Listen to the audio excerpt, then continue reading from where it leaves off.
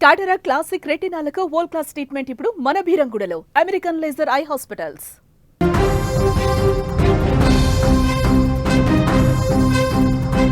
ప్రొద్దుటూరులో తల్లిని హత్య చేసినటువంటి కొడుకు కేసుకు సంబంధించిన సంచలన విషయాలు ఒక్కొక్కటిగా బయటకు వస్తున్నాయి. నిందితుడు యశ్వంత్కు కొంత మానసిక పరిస్థితి సరిగా లేదనేటువంటి విషయం కూడా ఇప్పుడు బయటకు వస్తుంది. తన తండ్రి చెప్పిన మాటలు ఆల్రెడీ నిన్న విన్నాం మనం.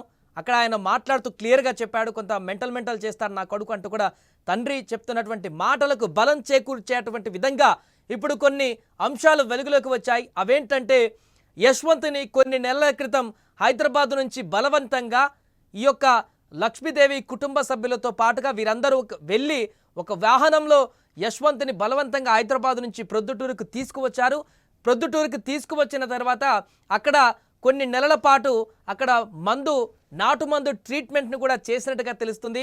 2 నెలల పాటు నాటు మందు ట్రీట్మెంట్ తీసుకున్న తర్వాత యశ్వంత్ ఇక నేను బాగానే ఉన్నాను, నేను హైదరాబాద్కు వెళ్తాను, అక్కడ జాబ్ సర్చింగ్ చేసుకుంటానంటూ వెళ్తానని చెప్పి మారం చేయడం మొదలుపెట్టాడు. దీంతో కుటుంబ సభ్యులు, ఇంట్లో తల్లిదండ్రులు, మిగతా వారందరూ కూడా వద్దు, ఇంకా అక్కడికి వెళ్ళాల్సిన పని లేదు, ఇంకొంచెం టైం తీసుకో, ఇక్కడే ఉండు, ఈ మెడిసిన్స్ వాడు అని చెప్పి వారు చెప్పినా కూడా వినకుండా లేదు ఇంకా అంత సెట్ అయిపోయిందని హైదరాబాద్కు వెళ్లాల్సిందేనంటూ బలవంతంగా యశ్వంత్ వీరు చెప్పిన మాటలు వినకుండా కూడా అతను హైదరాబాద్ బాట పట్టినట్టుగా కూడా తెలుస్తుంది.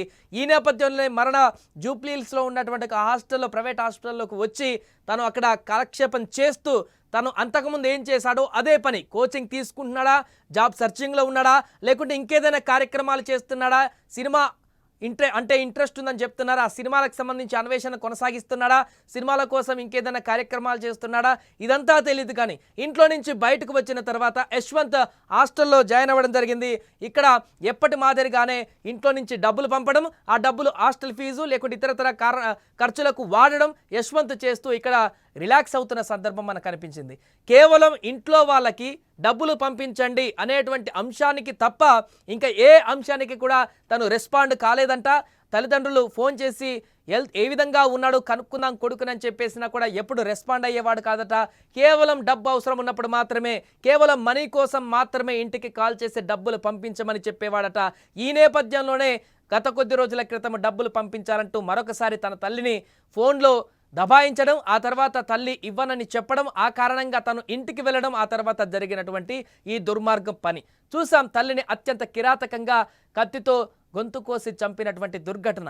ఈ నేపథ్యంలోనే తన మానసిక స్థితికి సంబంధించినటువంటి అంశాలు ఒక్కొక్కటిగా బయటకు వస్తున్నాయి. సైకోగా మారి ఒక సైకోలాగా బిహేవ్ చేస్తూ కన్న తల్లిని కూడా పుట్టన పెట్టుకున్నటువంటి ఆ వ్యక్తి పట్ల ఇప్పుడు తీవ్రంగా అందరూ కంఠంతో ఖండిస్తున్నారు ఈ అంశాన్ని కూడా. అలాంటి వ్యక్తిని ఖచ్చితంగా శిక్షించాలంటూ కూడా చెప్తున్నారు. ఏదేమైనా కూడా అతను మెంటల్గా చాలా అన్హెల్తీగా ఉన్నట్టుగా తెలుస్తుంది. దాని కారణంగానే గత కొన్ని నెలల క్రితం నాటు మందుతో వైద్యం చేయించినట్టుగా కూడా తెలుస్తుంది. అయినా కూడా తన బుద్ధి మారలేదు. పూర్తిగా తల్లిదండ్రులంటే గౌరవం లేదు, తల్లిదండ్రులపైన ప్రేమ లేదు, అదేవిధంగా తల్లిదండ్రులంటే ఏమాత్రం కూడా ఆవేదన, బాధ లేదు. ఈ కారణం చేతానే, డబ్బులు ఇవ్వలేదనేటువంటి కారణం చేతానే, తనకు అడిగినప్పుడు డబ్బులు ఇవ్వట్లేదనేటువంటి అక్కసుతోనే తన తల్లిని అత్యంత కిరాతకంగా, దారుణంగా హత్య చేశాడు ఈ యొక్క యశ్వంత్. సో అంతేకాదు, ఆ తర్వాత హత్య చేసిన తర్వాత పరిణామాలు కూడా మనం చూసాం.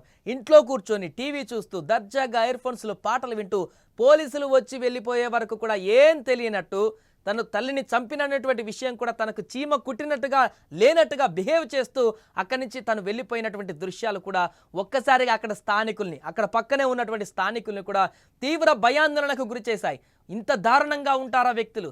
సొంత తల్లినే చంపిన తర్వాత అతని ముఖంలో ఎలాంటి బెరుకు లేకుండా, ఏమాత్రం ఆందోళన, ఆవేదన లేకుండా ఇంత దారుణమైనటువంటి వ్యక్తుల బిహేవియర్ కూడా ఉంటుందా అనేటువంటి విధంగా అక్కడున్నటువంటి స్థానికులందరినీ కూడా భయభ్రాంతులకు గురి చేసింది.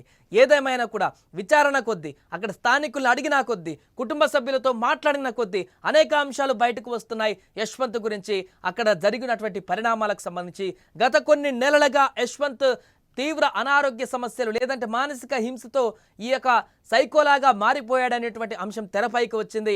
అయితే దీన్ని తన తండ్రి కూడా నిన్న మాట్లాడుతూ చెప్పడం జరిగింది. అంతా మెంటల్గా చేస్తాడు నా కొడుకు అంటూ కూడా, ఇంత దారుణానికి ఒడిగాడతాడంటూ కూడా ఊహించలేదంటూ కూడా చెప్తున్నారు. ఒకసారి తన తండ్రి మాట్లాడినటువంటి మాటలు మరొకసారి మనం వినే ప్రయత్నం చేద్దాం. నిన్నట్టు కూడా ఒకసారి ఆ మాటలు విన్నాం. అంటే తన మానసిక పరిస్థితి ఏ రకంగా ఉంది యశ్వంత్ దానికి సంబంధించి తన తండ్రి చెప్పిన మాటలు ఒకసారి విందాం. వచ్చినాడు అట్లా తిరిగినాడు. నేను స్నానం చేస్తాను.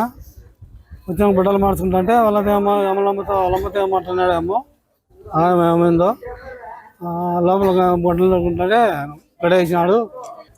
గుడ్డలు తొడుకో వాకిలు వేసినాడు. గుడ్డలు తొడుకోండు నేను తీసా అని వాకిలు వేసి ఇంకా మొత్తుకుంటాను. అది మళ్ళీ అండి రెండు చెప్పుని చంపినా నాకు పోలీసులు వచ్చారు, చంపినా భార్యను అని అంతా మెంటల్ ఉన్నది. వచ్చిన వస్తానే మళ్ళీ తగ్గుంటే మళ్ళీ దుబ్బి మళ్ళీ